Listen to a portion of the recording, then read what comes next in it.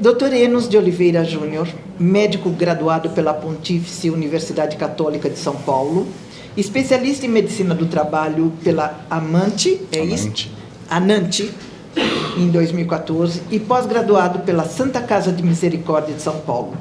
Possui cursos de higiene ocupacional por Harvard e Poli-USP e é também especialista em medicina do tráfego, que é da Abramet, sócio fundador da CleanSet, Saúde e Segurança, GliaMind e TUSET. Atua, você viu que é tudo diferente, é para chamar atenção mesmo. Atua com foco em saúde ocupacional e prevenção de risco. Dr. Pablo Daniel Canales, médico formado pela Universidade Adventista del Plata, Argentina, especializado em psiquiatria pela Universidade Maimônides. Nossa, eu acertei, uau! Argentina. No Brasil, concluiu pós-graduação em Medicina de Família e Comunidade pela Unifesp e Psiquiatria pela Universidade Cândido Mendes. É professor convidado da pós-graduação, palestrante internacional em saúde emocional e relacionamentos, além de escritor e compositor. Não está aqui, mas eles são palestrantes e são também continuamente convidados, principalmente por uma TV que cada dia mais goza de um grande prestígio, que é a TV Novo Tempo. Como chama a TV? Novo Tempo. Agora, podemos, excelencinha, permitir? Pode ser? Olha, você vê, eu estou pedindo autorização também. E, por favor, sejam bem-vindos a esse momento, por gentileza. Eu agradeço a todos os presentes pela oportunidade de ter a atenção de vocês, um valor de horas tão caro de vocês. Sim. Agradeço a doutora Elizabeth, que eu conheci aproximadamente há 2 meses, já entrei para o fã-clube, é uma pessoa incrível. E agradeço o doutor Fábio e a excelência doutora Ivani pelos aprendizados que a gente teve agora de pouco. Advogados e médicos gostam de dar, ou têm o costume de dar más notícias, né? Eu vou tentar dar algumas boas notícias para vocês. Nós, como empresários, já devemos estar um pouco desesperados, né? Depois de ouvir a complexidade que é o empreender no Brasil. Eu vou trazer, na minha fala, bastante da visão também como empresário, não só como médico. Vou trazer a visão da saúde, mas também como empresário. Outro setor de expectativa é que eu vou falar bastante o porquê investir em saúde mental, não tanto o como. Eu acho que o como cabe mais à equipe do SESMIT, das suas empresas, do engenheiro de segurança, médico do trabalho. E também vou estar falando sempre da premissa de um programa de saúde mental e não do simples cumprimento de NR1. NR1, cumpri-la é identificar risco psicossocial e fazer plano de ação. É isso que está posto hoje na norma da NR1, na atualização da norma da NR1. Mas eu acho que isso não é suficiente para a gente ter um diferencial competitivo. A gente sempre precisa entender a necessidade do cuidado de nós como líderes, como empresários, entender o cuidado que a gente tem, e disso também tem a ver a palestra que o Dr. Enos vai trazer para a gente hoje. Então, obrigado. Eu sou médico do trabalho e empresário, e eu aprendi no início da minha carreira que, como médico, eu trato pessoas. Eu entro no consultório e vou tratar a situação de saúde, mas eu também tenho a oportunidade, como médico do trabalho, de tratar ambientes de trabalho. Eu entro num ambiente corporativo, num ambiente industrial, e eu vejo riscos: risco físico, risco químico, risco de acidentes, risco biológico, risco ergonômico, dentro do ergonômico, risco psicossocial, e trato eles. A gente faz modificações, indicações, tratativas para as empresas, para elas controlarem isso, mitigarem esses riscos e prevenir, proteger a saúde do trabalhador. Eu tenho 3 empresas. Eu tenho a CleanSet, que é uma assessoria de saúde e segurança, a GliaMind, que é uma empresa que cria programas de saúde mental dentro do ambiente corporativo para empresas, e tem a TUSET, que é uma plataforma de treinamento treinamentos operacionais de segurança do trabalho. Brigada, combate a incêndio, todos esses treinamentos de forma online. Jundiaí, eu estou muito feliz de estar aqui hoje. Eu moro aqui perto de Campinas. Jundiaí é uma cidade que está no meu coração.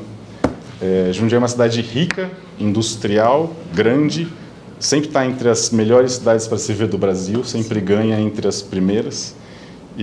Mas assim, é uma cidade que valoriza muito o relacionamento, a confiança, a proximidade. E eu queria falar da minha ligação com essa cidade, mas eu nunca morei aqui, nunca trabalhei aqui, nunca estudei aqui. Só que tem uma foto ali da Catedral, a Igreja Matriz, no centro da cidade, e ali passa a Rua do Rosário. Minha avó morou ali a vida toda, e eu passei todos os natais, todas as férias, todas as festas comemorativas, ou na Rua do Rosário ou no Clube Jundiaense. E aprendi com a minha avó a cantar o hino de Jundiaí. Não vou cantar para vocês, não se preocupem. Mas eu conheço bem a terra querida Jundiaí. E hoje minha mãe ensina essa música para os meus filhos. Então é uma cidade que está no coração aí da minha família. Tem um adágio. Se você beber água de Jundiaí, eu já bebi. Você não sai mais daqui. Eu também não vou pedir para vocês cantarem o hino argentino. Tá com a Camila. Vamos evitar o trauma. Peter Drucker, ele é o pai da gestão empresarial, da administração moderna. Ele tem muitas frases de efeito, né? Eu queria trazer duas para vocês. A primeira é muito simples. O sucesso das organizações depende das pessoas. E a segunda, mais interessante, é mais arriscado que mudar é continuar fazendo a mesma coisa. Então, se as coisas não estão funcionando bem, né, a gente tem nada mais arriscado é ficar parado. A gente precisa tentar fazer algo mesmo que isso não dê certo. Nos Estados Unidos é cortado por rodovias, rodovias que vão do norte para o sul, do leste para o oeste. Tem uma rodovia, uma interestadual, que vai da Califórnia até a Flórida. E na altura da I-10 e na altura da Califórnia, ela divide duas cidades. O que existe de curioso ali é que você cruzando uma rodovia, atravessando uma rua, andando poucos metros, você muda de uma expectativa de vida de 10 anos a mais para 10 anos a menos. Só mudando de Loma Linda para São Bernardino. Então é só uma rodovia. São dois estilos de vida completamente diferentes e 10 anos a mais de expectativa de vida, de qualidade de vida. Um estudioso chamado Dan Buettner, ele começou a pesquisar as regiões do mundo onde as pessoas viviam mais. Quais são os locais que tinham mais expectativa de vida. E ele desenhava no mapa com caneta azul quais são esses locais. Ele identificou 5 locais no mundo onde as pessoas viviam muito mais do que a média. Conseguiu, doutor. Conseguiu, maravilha. Obrigada, Bruno. Obrigada mesmo, obrigada. O que eu já falei para vocês. Lá. Esse lugar tem até um bastante documentário saudade. a matriz. Esse lugar onde que o doutor D nos está citando é lindíssimo. Vale a pena, tem até um documentário a respeito, são 100 anos, né? Além de ser Zona Azul, tem o de 100 anos, né? Tem 2 documentários. Vale a pena vocês verem. Esse pesquisador, ele procurou quais são os locais do mundo onde as pessoas vivem mais, ele identificou esses locais, ele marcava no mapa, né, grifava em azul esses locais e pesquisou qual que é a diferença, o que eles fazem de diferença para viver tanto a mais que o resto do mundo. Isso virou um livro, um best-seller, isso se tornou um longo artigo na revista National Geographic, virou um segundo longo artigo numa outra edição dessa revista National Geographic e se tornou também um documentário da Netflix, para ver o impacto disso, né? Então, uma das Blue Zones, que é Loma Linda, o que aconteceu ali? Aproximadamente 100 anos atrás, um grupo de médicos e profissionais da saúde mudaram para aquela região para promover um estilo de vida saudável, valorizar alimentação saudável, valorizar atividade física, relacionamentos e espiritualidade. Eles construíram ali um centro universitário, uma faculdade de medicina e um hospital que hoje é um dos 3 maiores e melhores hospitais dos Estados Unidos. É um polo hospitalar tremendamente gigante. E, para ter ideia, não é só uma questão de expectativa de vida.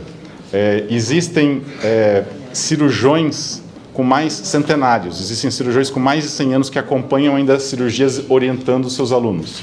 É frequente em Loma Linda você encontrar uma pessoa centenária dirigindo carro.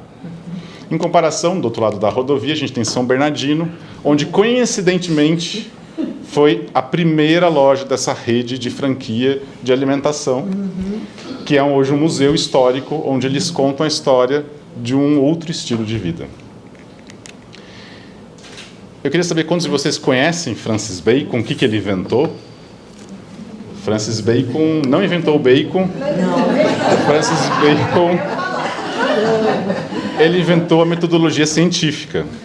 Ele entendeu que a gente precisa observar um fenômeno natural, tirar dados estatísticos disso e, com isso, tirar conclusões. E essa é a base da medicina, essa é a base da gestão empresarial. Esse gráfico foi o que fiz, o ChatGPT não conseguiu me ajudar nele, foi bem difícil, mas é IPCM, IGPM e IPCA acumulado desde o ano 2000 até hoje. Um deu quase mais de 500%, outro deu mais de 800%. A conclusão que eu tiro disso é que, para uma empresa, não é uma opcionalidade não crescer.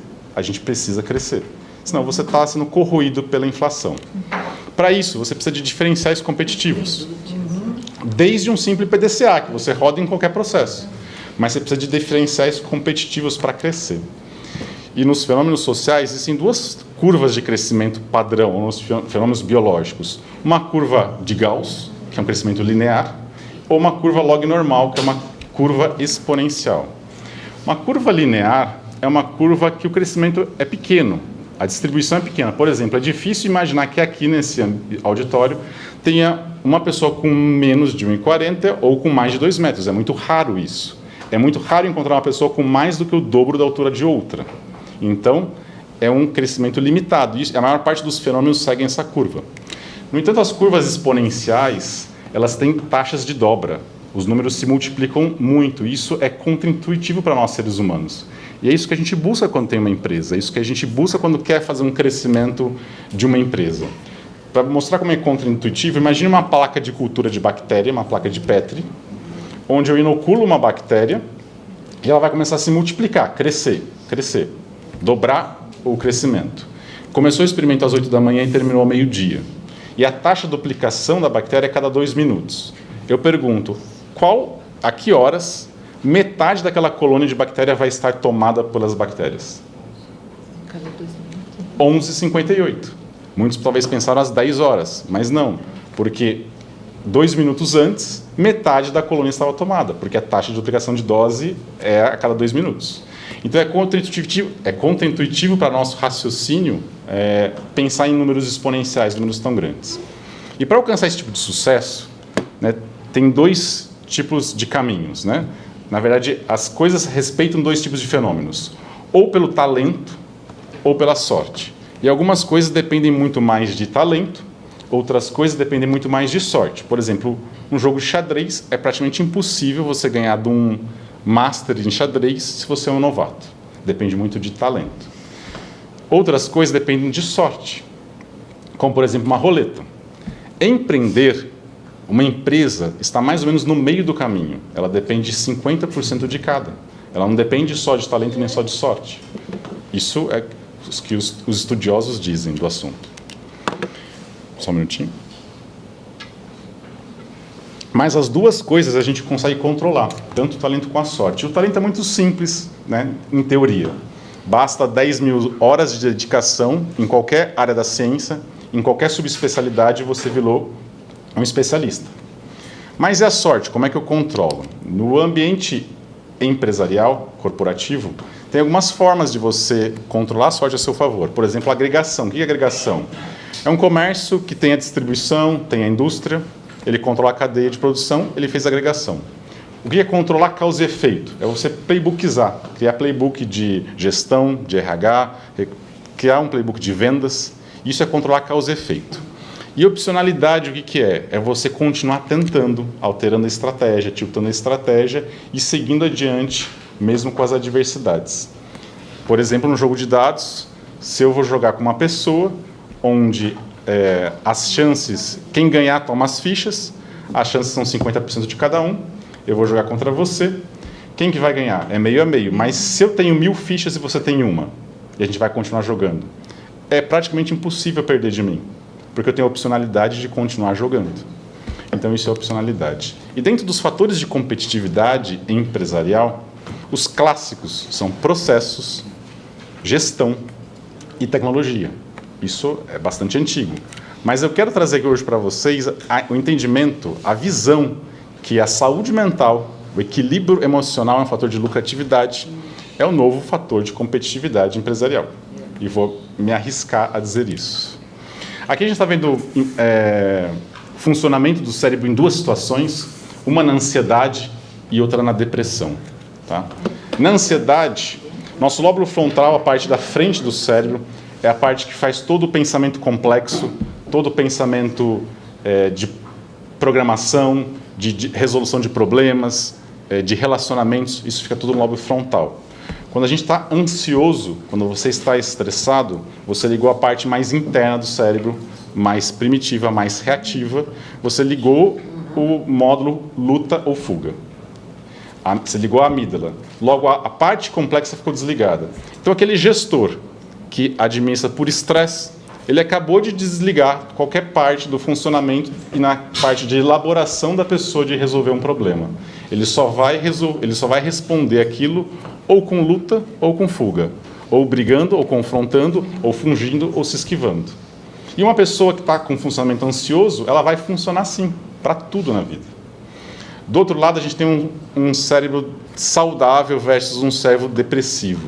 O cérebro depressivo é como se fosse uma chave, né, que a gente desligou, meia fase, e a pessoa está em baixa rotação, em baixa energia. O funcionamento tem uma capacidade muito menor de resolução, de processamento, de administrar problemas. E a gente está, os caros palestrantes antes de mim apresentaram isso, numa situação difícil de quem paga essa conta. A questão da saúde mental é importante, existe uma grande discussão de o quanto isso é do governo, quanto isso é da pessoa, quanto isso é da empresa, e está uma questão social importante sendo discutida a respeito disso. Eu, como médico do trabalho, eu vejo que existe uma tendência social, principalmente no Brasil, de empurrar essa conta muito facilmente para as empresas. É frequente a gente ver uma cultura complexa no Brasil eu vejo doenças genéticas, onde o funcionário chega e fala, eu peguei na empresa, porque começou enquanto ele estava na empresa, mas é uma doença genética. Então, esse discurso está muito enraizado na nossa cultura Brasil, e a gente tem que lidar com isso. E daí vem a NR1, como já falamos hoje. Na verdade, a NR1 ela colocou um grifo sobre algo que já existia e já era obrigatório. Já tem a NR17, a ergonomia, que já dentro dela considerava os riscos ergonômicos e psicossociais, mas a NR1 colocou um grifo onde a gente precisa olhar para isso e atender a ela. O que é um risco psicossocial, para tirar a dúvida? É um fator relacionado à organização, à gestão e ao contexto social da empresa que afeta negativamente a saúde do trabalhador. É simples assim. Tem muitos tipos de riscos psicossociais, mas eu vou comentar muito brevemente algum deles. Um deles é falta de controle, falta de autonomia. Tempos modernos, né? Onde a pessoa tem uma esteira e ela não controla aquilo. Isso causa acidente, isso causa depressão. A pessoa não tem controle sobre a própria vida. O assédio, como já foi muito bem falado, e vou dar um exemplo para vocês, é muito frequente, tanto o assédio moral como sexual, mas ele é muito sutil às vezes, muito difícil de caracterizar. Um relato real, foi um relato que me chegou, não foi nenhum cliente, não foi nada que eu lidei, mas imagine um gestor de uma empresa que convidou uma outra gestora para um jantar corporativo, e ambos foram, ambos casados com outras pessoas. Quando eles chegaram lá, ela descobriu que era um jantar, sim, corporativo, mas para casais, com a expectativa que você levasse sua esposa. Extremamente constrangedor, mas muito complexo de se caracterizar. Né? Esquisito, né, no mínimo. Então, o assédio é um risco psicossocial. E talvez o mais clássico, o mais presente, o mais difícil é a comunicação, né? Questões, ruídos de comunicação, e a gente trabalha muito com isso na área de saúde e segurança.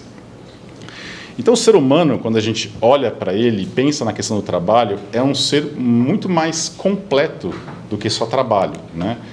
O psiquiatra George Engel, em 1977, publicou na revista The Science um artigo onde ele levava à luz para os médicos que o ser humano ele é tanto biológico, né, ser físico, que fica doente, mas também um ser social, que tem um contexto social, e um ser psicológico, que ele tem um processamento do que está acontecendo para ele. E todas essas coisas se interagem. Tanto é que a OMS hoje considera que a saúde é o bem-estar físico, psíquico e social. Então, cunhou-se o termo biopsicossocial. Eu sou um médico formado e que acredito e que defendo a medicina baseada em evidências, a medicina científica. Mas eu tenho uma crítica muito grande a ela, na prática do dia a dia do consultório. Eu acho que a gente está olhando, como médico, muito para a doença. Chega um paciente, reporta a sua doença, você faz uma receita de medicamento e você devolve para ele. E a gente está olhando pouco para a promoção da saúde, para falar sobre alimentação saudável, para falar sobre atividade física e os outros fatores promotores da saúde. E acredito que o ser humano tem várias dimensões que precisam ser contempladas, que precisam ser atendidas. A dimensão física, intelectual, espiritual, relacional, emocional, financeira, ocupacional, e aqui mostra o tamanho, né, do quadrado, o tamanho que deve ser, e ambiente. Como o ambiente impacta a nossa saúde. Principalmente a saúde emocional, principalmente a saúde psicológica. Não tem como a gente falar de saúde emocional sem olhar todas as dimensões do ser humano. E o trabalho, ele é tanto um fator de risco, como ele é um fator promotor. Aqui está um resumo da pirâmide de Maslow. O trabalho atende tanto a base dela, que ele promove capacidade de você ter alimentação, ter segurança, mas também o topo dela. Ele dá propósito de vida, ele dá razão para você. O trabalho atende a pirâmide como um todo. Então, uma pessoa que está com um desequilíbrio financeiro, e vou dar um exemplo clássico que a gente tem visto, muitas vezes não teve educação financeira, entra nos jogos, nas bets, perde dinheiro, trabalha no operacional de uma indústria, a história frequente é, precisa complementar a renda, vai fazer um Uber pós-expediente, vai ter dificuldade de relacionamento, porque está sem tempo, estressado, preocupado. Chega no trabalho e tem o famoso presenteísmo. É aquela pessoa que está lá, mas a cabeça não está mais lá. A cabeça está nos problemas. O que acontece? Um acidente de trabalho. A pessoa está distraída, está tudo acontecendo com ele. Então a gente vê que o ser humano, do ponto de vista psicológico, tem que ser visto em todas as suas dimensões. O sono, um desequilíbrio de sono, a ciência hoje entende que todas as células são depuradas, são limpadas. A gente conserta o DNA durante o sono, a gente tira as impurezas durante o sono, tira substâncias químicas tóxicas das células durante o sono. Então, o sono inadequado, ele impacta de forma importante a saúde mental das pessoas. E a gente tem visto, com isso, cada vez mais pessoas desequilibradas. A Jennifer foi vítima, né? Ela não foi a pessoa desequilibrada, mas a gente tem encontrado no nosso dia a dia, o tempo inteiro, pessoas desequilibradas. Todos vocês.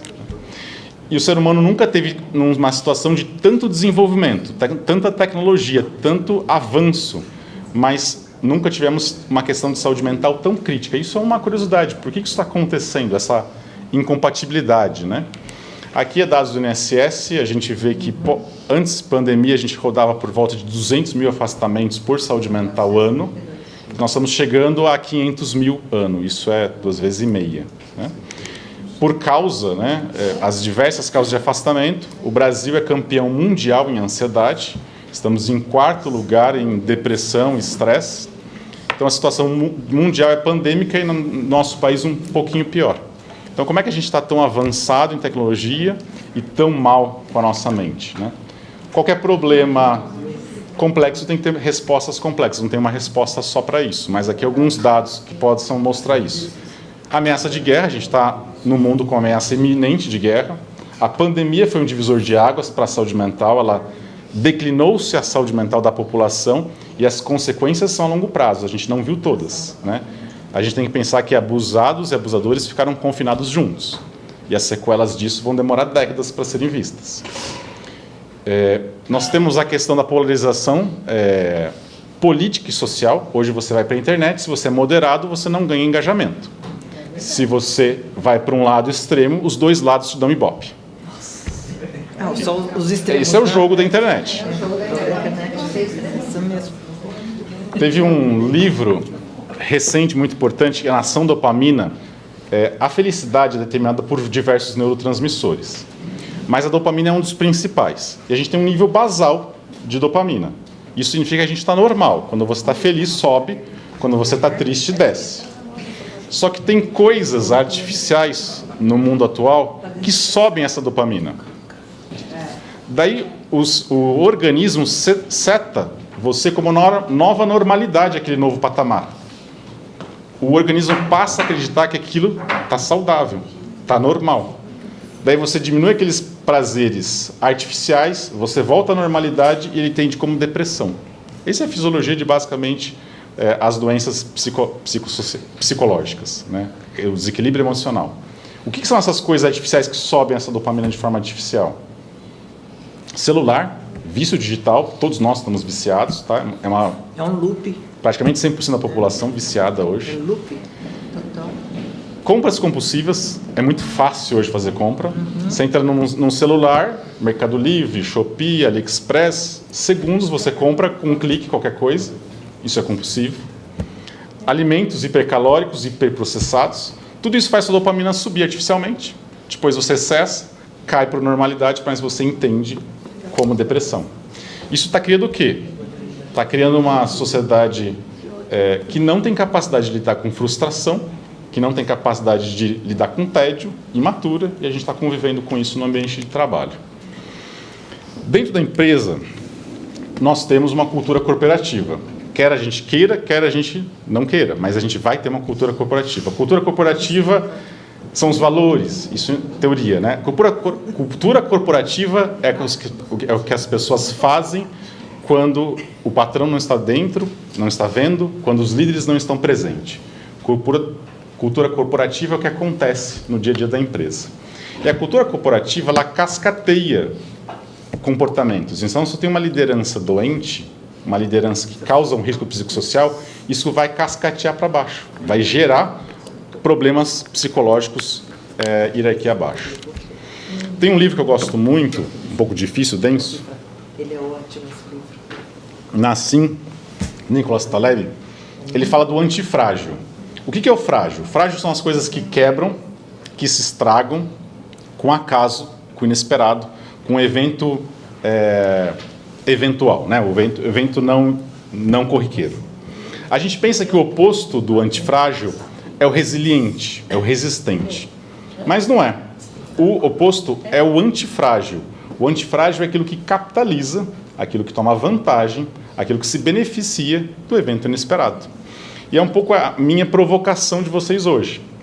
É transformar a NR1, é transformar mais uma burocracia que vem vindo num diferencial competitivo para as empresas. Qual que é o profissional do futuro? Inteligência artificial está vindo aí. Os médicos praticamente não vão ter mais função, porque a inteligência artificial faz diagnóstico. A cama, também tem aquela cama. Então, assim, qual que é a pessoa que a gente precisa hoje para atender o mercado? Qual que é o profissional do futuro? É uma pessoa que tem equilíbrio emocional. É a humanidade das pessoas. É relacionamento. A gente não precisa de mais de conhecimento. Então, a gente tem que pensar nas pessoas que a gente quer para nossas empresas no futuro. Aqui são algumas vantagens de você ter um programa de saúde mental dentro da sua empresa. Muitas delas já foram faladas, mas diminui sinistralidade, as faltas, diminui o presenteísmo, aumenta a produtividade, aumenta o senso de pertencimento e engajamento, diminui acidentes de trabalho.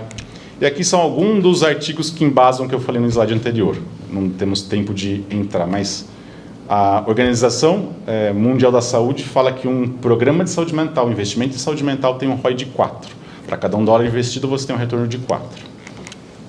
Eu trabalhei na Unilever no início da minha carreira, e o que eu quero dizer aqui é que os grandes players já estão olhando para isso.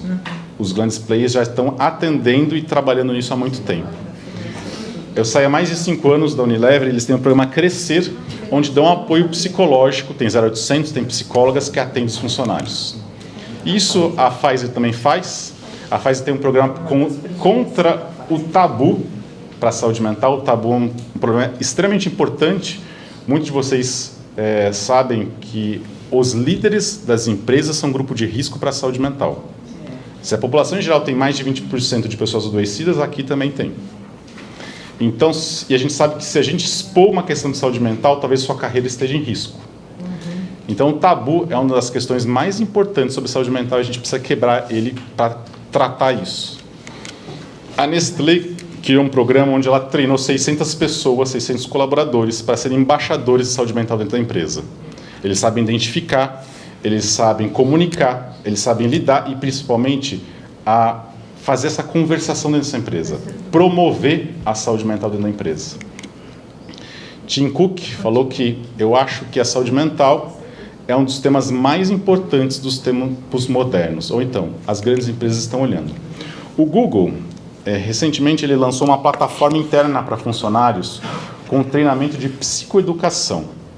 Ele entende que a educação talvez seja a solução para a saúde mental.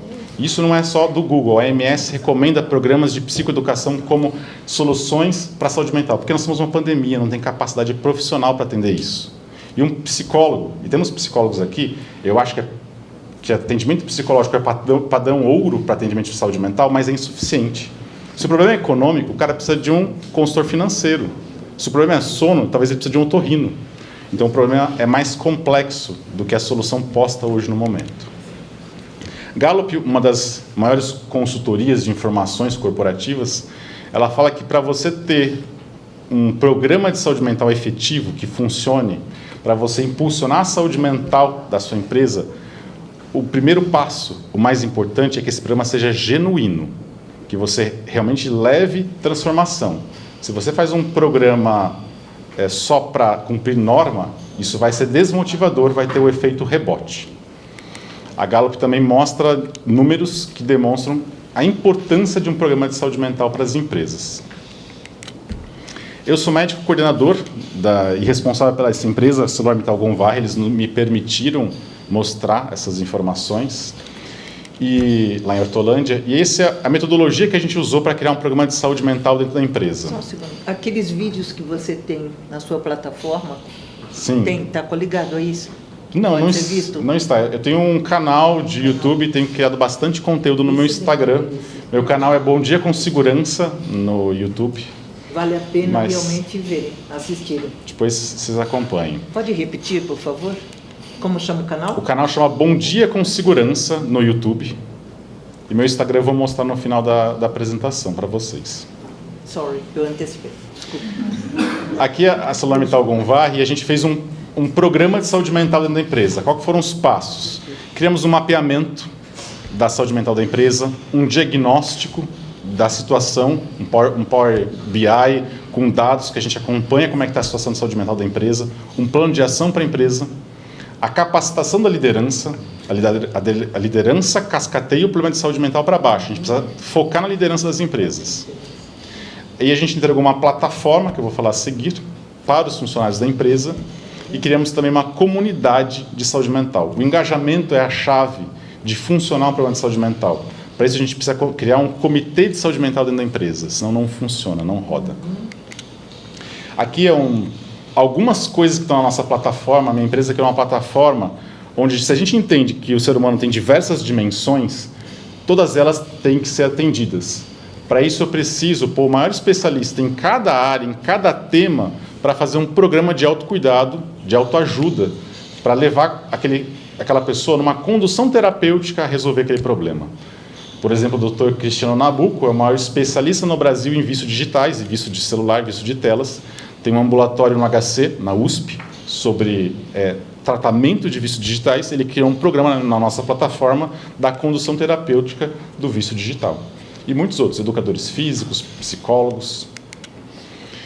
E, pessoal, já chegando no encerramento aqui da minha fala, a saúde mental, ao meu ver, é um assunto de alta direção, porque o equilíbrio emocional está muito ligado à lucratividade das empresas, à produtividade. Um autor um grande autor fala que para você ter uma super empresa, você precisa de ter um super produto. Isso é óbvio para todos vocês.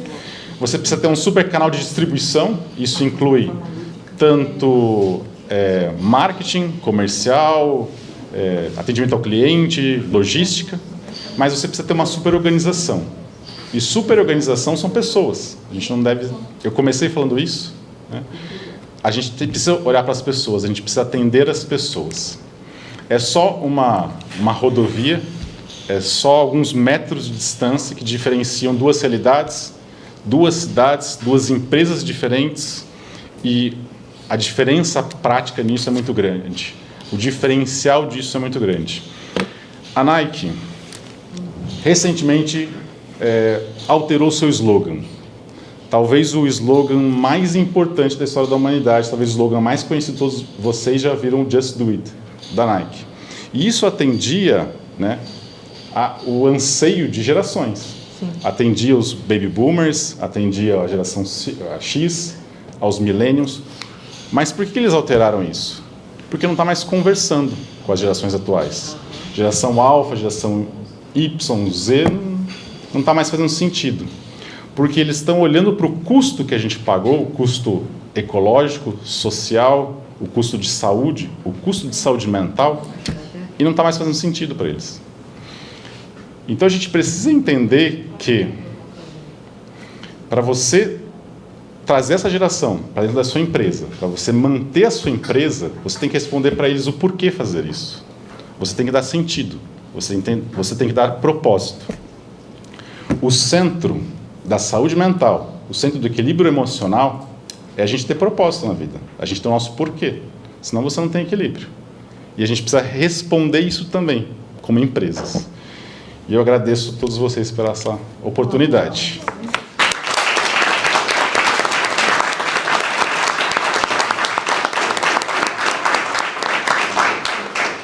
Aqui está meu Instagram, para aqueles que quiserem acompanhar, tem bastante conteúdo de saúde e segurança. Vou voltar, desculpa. Não, isso, por favor. Depois a gente vai colocar um link de quem quiser fazer algum contato comercial, quem quiser conversar com uma empresa para saber como a gente faz isso e marcar uma reunião. Nós estamos fazendo uma condição especial para todos os participantes daqui do evento da Ciesp. Obrigado. Eu estava aqui conversando com a doutora Ivani e também com o Fábio. Você, doutor, fez um apanhado de uma forma lúdica, bem visual, de tudo que foi dito aqui, como se diz, com um fechamento também de ouro, tanto quanto foi que iniciou e intermediou e assim finalizou.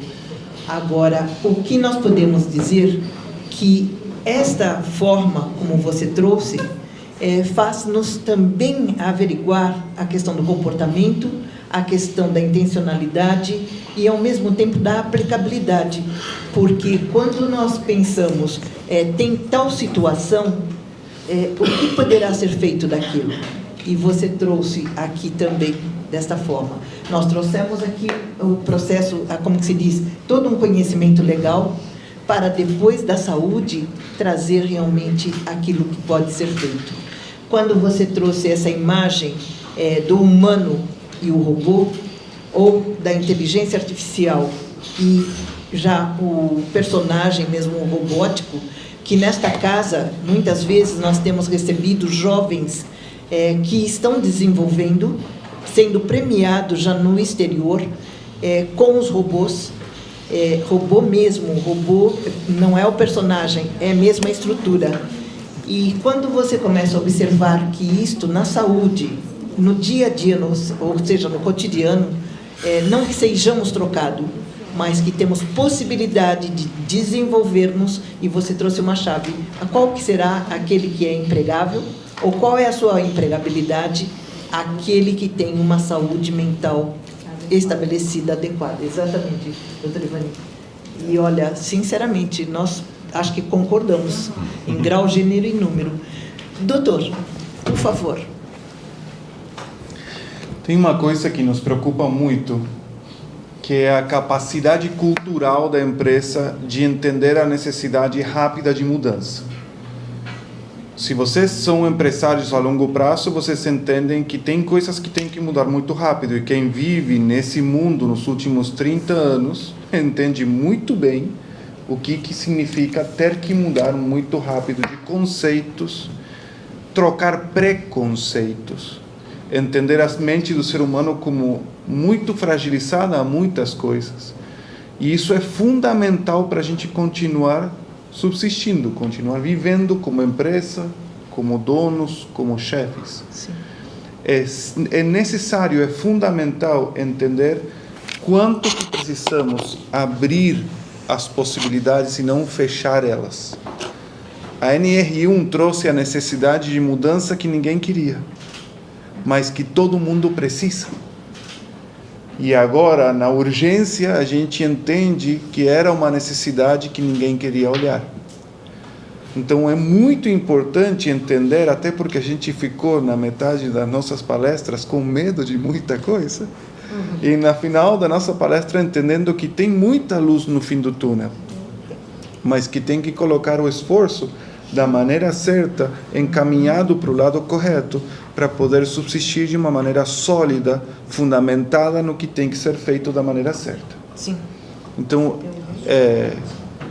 eu acho que é super importante vocês estarem aqui, o tempo investido de vocês aqui é fundamental, não somente para anotar as leis que a gente agora tem que ficar sabendo muito bem, e entender a importância de ter um bom escritório de advocacia do nosso lado, senão também para poder entender quanto a mais a gente pode estar na frente de tantas outras empresas que não estão aqui ou não estão assistindo agora, que estão também presenciais através da internet.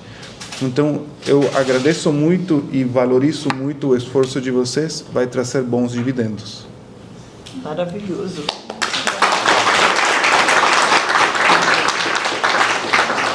Eu passo agora em aberto as perguntas, para quem assim deseja formular.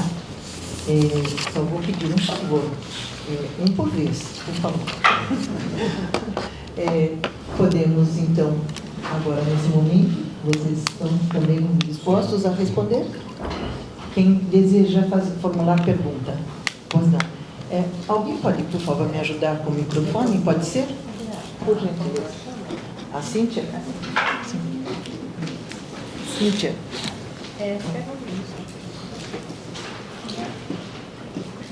Se você puder dizer seu nome e se você está vindo por alguma empresa, por favor. Meu nome é Ana Cláudia. Oi. Oi, Cláudia.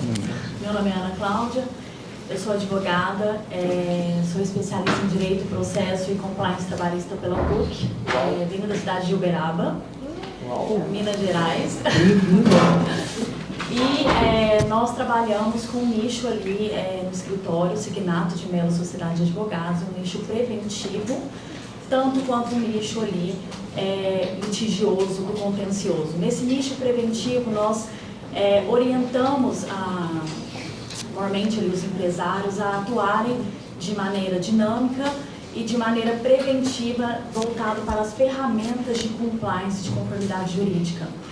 E aí, o questionamento seria, em qual sentido?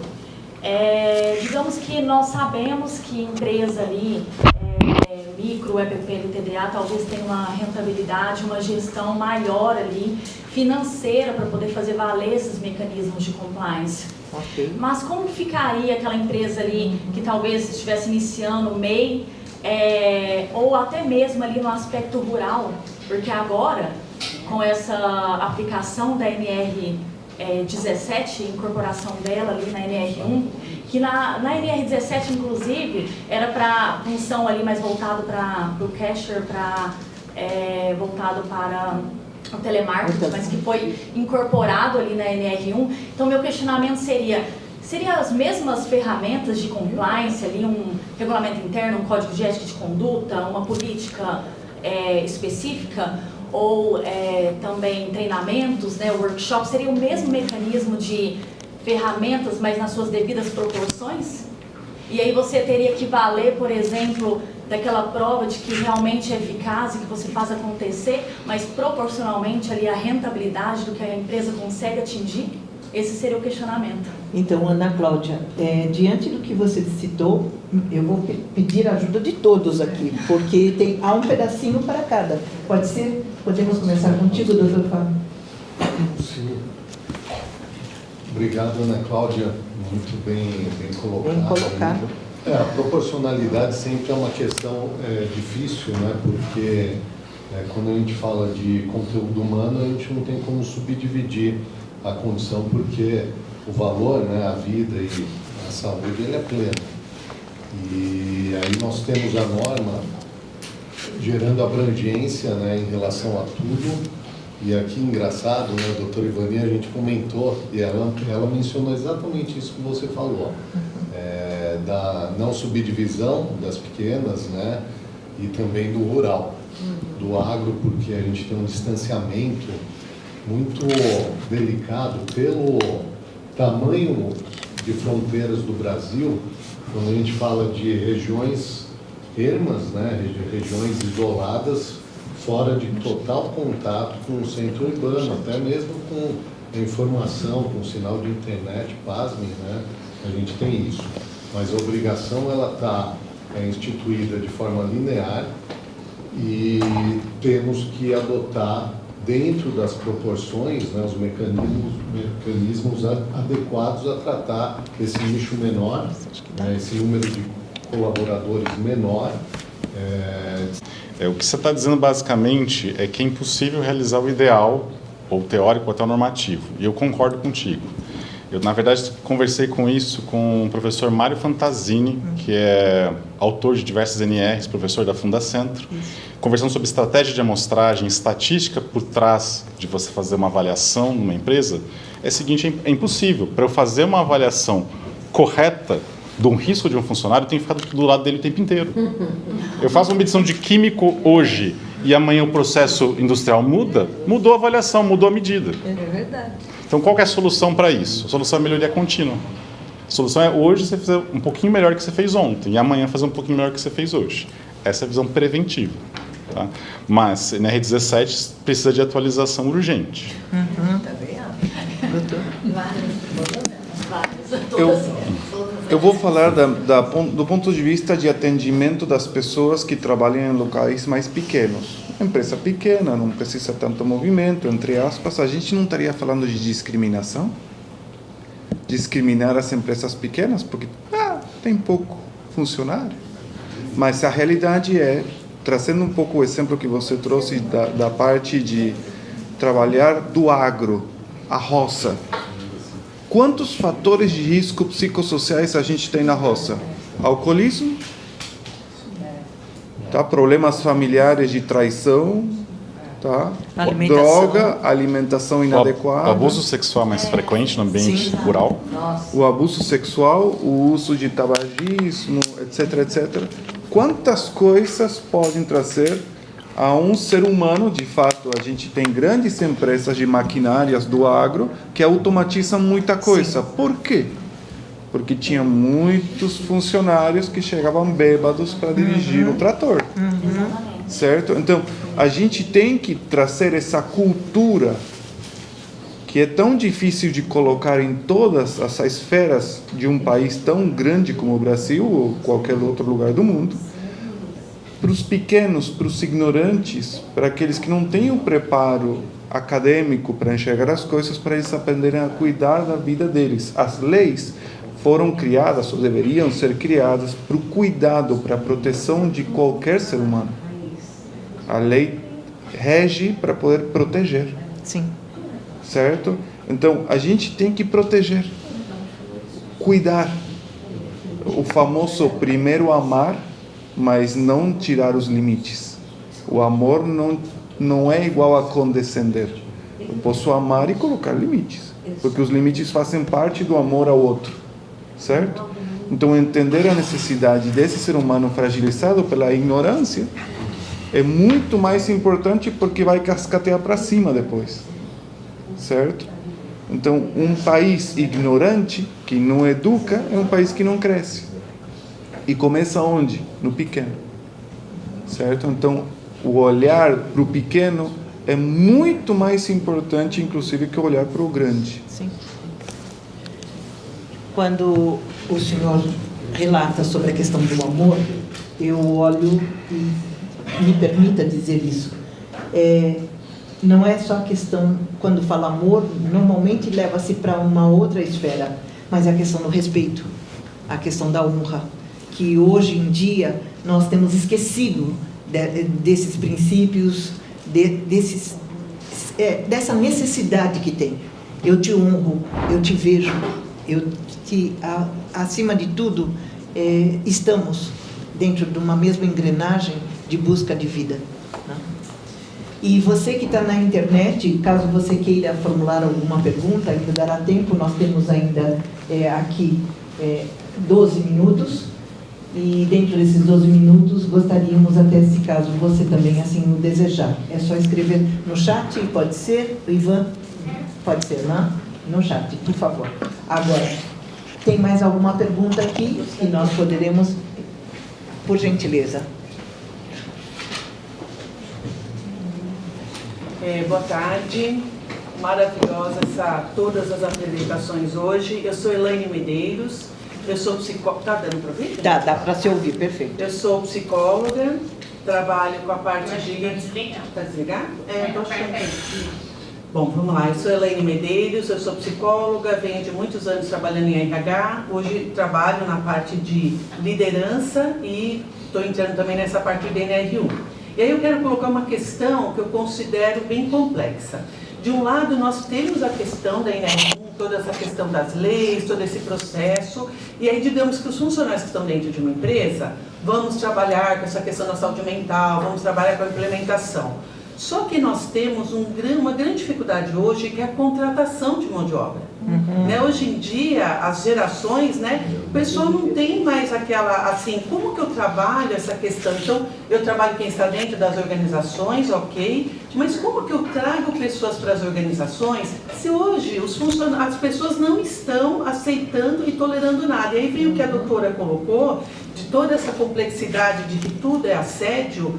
Como, então, eu me coloco na posição, né, de empresária, né, e de RH, como hoje está buscando no mercado e fazer com que essas pessoas do mercado entendam que ela vai ser valorizada dentro das organizações, porque hoje é isso, eu participo de um processo, não vou nas entrevistas, os salários não estão suficientemente adequados, os benefícios. Então você tem um grupo de pessoas que eu não sei do que estão vivendo de verdade, né? Estou falando que eu estou vivendo isso, prestando consultoria para as empresas.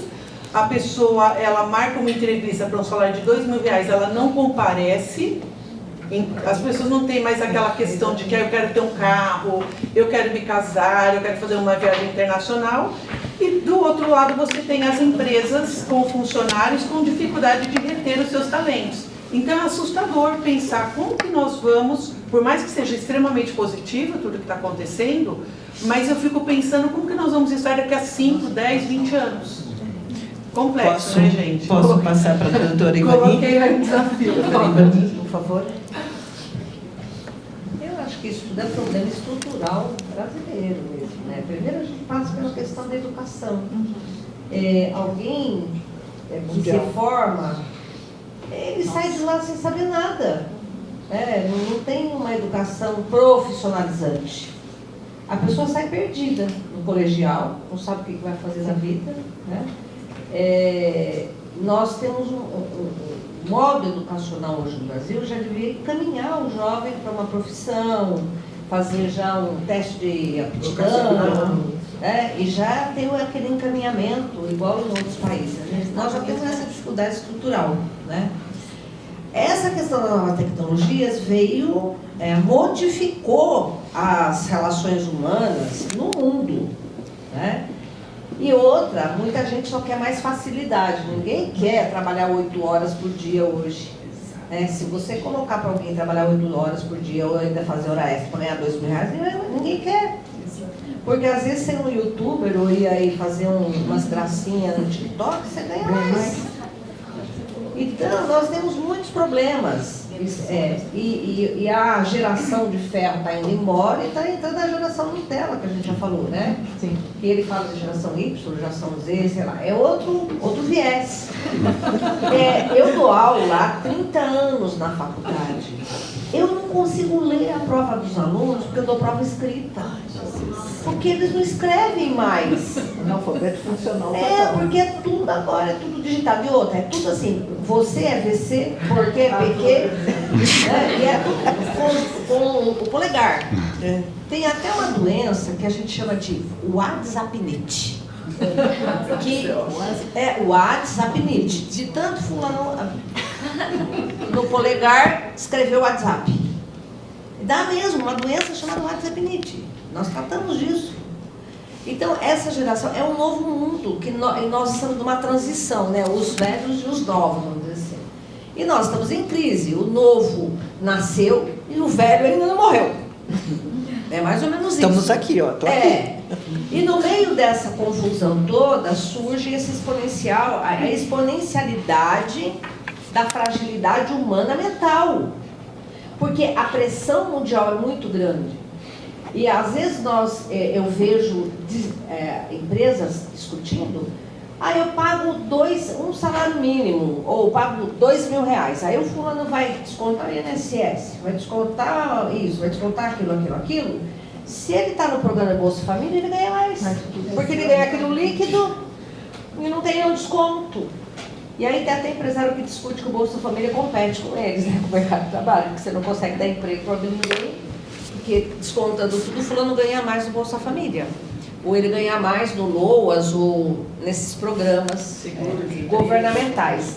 E aí muita gente não quer trabalhar e quer fazer o tal do bico. Então o Brasil é o país dos bicos. É o país dos bicos. Todo mundo, ainda que o fulano trabalhe, ele faz o biquinho. Você pode pegar qualquer Uber no Brasil e se perguntar o que você faz. Ele sempre tem alguma outra coisa que ele faz. Mas, doutora, não é rico, é segunda renda. Chama país do bico, porque tem uns que só tem aquela renda. Então, nós estamos vivenciando uma transformação social mundial, né? Que nós escolhemos um caminho que a gente não sabe onde vai dar. Nós estamos em transformação. O que nós estamos tentando? Regular, né, momentaneamente. Por exemplo, só vou dar um exemplo prático, tá? Nós estamos discutindo se tem vínculo de emprego com motorista de Uber. E está aquela briga, aquela discussão no Supremo. Não vai dar mais 5 anos, o carro vai andar sozinho, não vai nem ter motorista. Não vai ter mesmo. Exato. Então eu vou discutir, sabe lá, para daqui 3 anos não tem mais motorista. Porque o carro vai ser, lá do Vale do Silício, é tudo carro autônomo. Isso. É isso, tudo isso. Porque todas têm, certo? O baby boomer tem uma rigidez de pensamento muito mais complexa para algumas coisas. Só que a geração Z também tem rigidez de pensamento. Mas tem alguns pontos encontrados que são fundamentais. Eu vou destacar somente um, tem vários. Comunicação.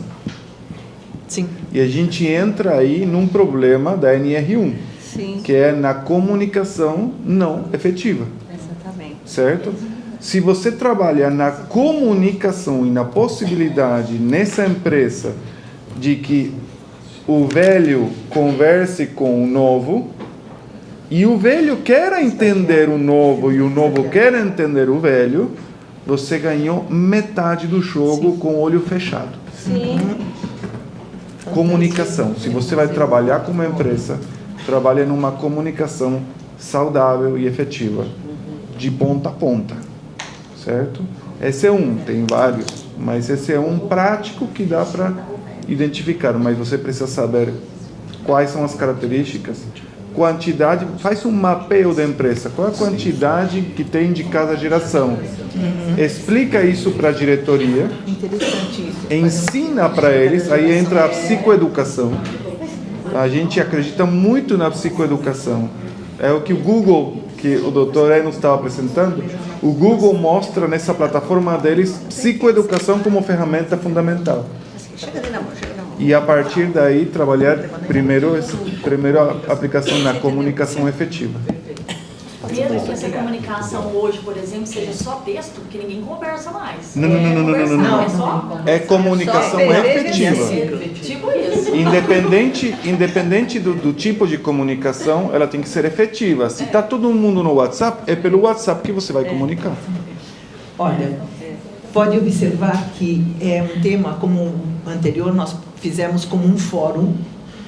Eu creio que, nesse momento, não sei qual a anuência de vocês, mas que nós possamos ter uma terceira etapa, porque verdadeiramente, olha a riqueza de detalhes, de importância ao conhecimento, a sabedoria aqui exposta pelos brilhantes palestrantes, e ao mesmo tempo observem de que é um tema que, desculpa, ele não tem fim, ele não possui fim, né? E nós estamos com essa plataforma, que também estão ainda presentes, observe, todos ainda estão, a maioria, mesmo tendo tido aquele problema aqui no nosso sistema, se mantiveram, mandaram várias mensagens de que estão permanecendo aqui. Então, que vocês possam aceitar uma terceira etapa, um novo momento, e que você que não está aqui presente da próxima vez possa estar, para estar conosco agora a partir desse momento, tomarmos um café, que por sinal é delicioso, preparado com muito carinho, com muito cuidado, e também vir fazer um network. E quem está aqui, assim me permita, posso, não? Aqui, os doutores prepararam um brinde, um carinho, um mimo para cada um que aqui está presente. Você também poderia estar recebendo. Eu falei com Vai embora para frente. Então, muito obrigada a você que até esse momento esteve conosco, que você enriqueceu tanto a nossa tarde, a nossa exposição, e que no próximo momento que vocês serão avisados, também assim possam estar. Mas torno a dizer, venha para cá, por favor. Uma boa tarde a todos, uma gratidão imensa aos doutores que é aqui presente, e que tenha sido uma tarde de riqueza e, acima de tudo, de pleno e amplo conhecimento. Gratidão. Obrigada, doutores. Obrigada mesmo.